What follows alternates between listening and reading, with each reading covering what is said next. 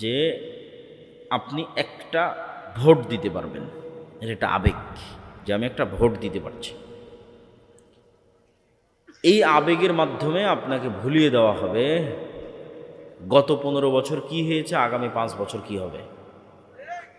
মানে দেওয়ার পরের দিন থেকেই লাথি শুরু হবে। তারপরে আবার ভাববেন, গালিগালাজ করবেন, অমুক করবেন, তুমুক করবেন। আবার যখন ভোট আসবে আবার উত্তেজিত হয়ে যাবেন, আবার সেই দুঃখ কষ্ট ভুলে যাবেন। আরে ভোট তো দিতে পারছে, কি মজা, এইবার শেষ করে দেব।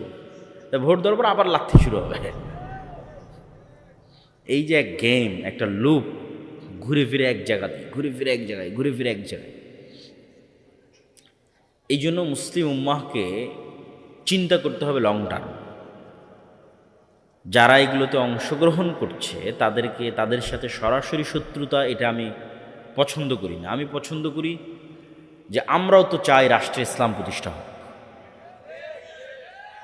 তাহলে উদ্দেশ্য, টার্গেট এক, বুঝার ভুল থাকতে পারে, বুঝার ভুল কম্প্রোমাইজেবল, দাওয়াত দিতে হবে, বুঝাতে থাকতে হবে।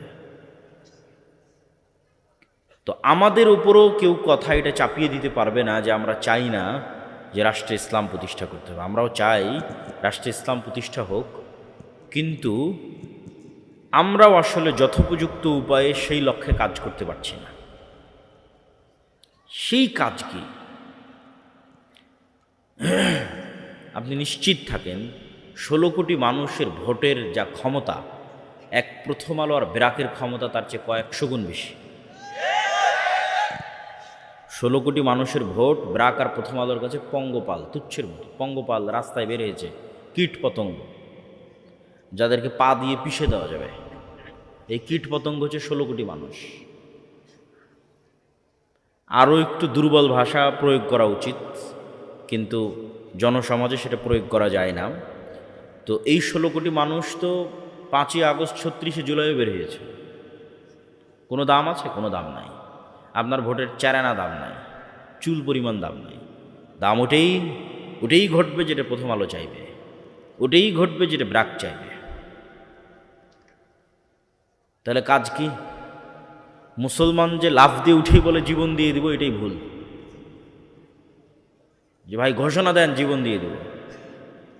উসমান হাদিও তার বহু বক্তব্য বলেছিল যে জীবন দেওয়া লাগবে না, তোমরা জ্ঞান অর্জন করে একটা কাজ করো, কাজের কাজ করো। প্রথম আলোর মতো একটা প্রতিষ্ঠান তৈরি করতে জ্ঞান লাগবে, জীবন দেওয়া লাগবে না। সেই জ্ঞানই আর কেউ অর্জন